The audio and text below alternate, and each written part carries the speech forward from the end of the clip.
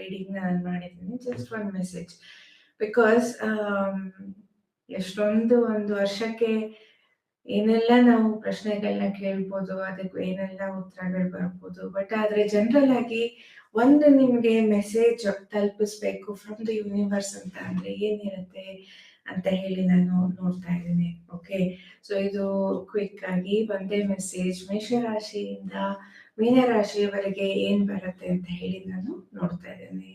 So ಏನಿದೆ ಅಂತ ನೋಡೋಣ.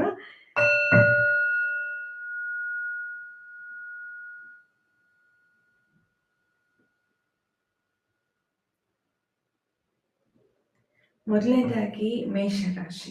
ಓಕೆ, ಸೊ ಇದು ಒಂದು ಜನರಲ್ ಗೈಡೆನ್ಸ್, ನಿಮ್ಗೊಂದು ಸಜೆಷನ್ ಅಂತ ತಗೊಳ್ಳಿ ಅಂತ ಹೇಳ್ತಾ ರೀಡಿಂಗ್ನ ಶುರು ಮಾಡ್ತಾ ಇದ್ದೀನಿ.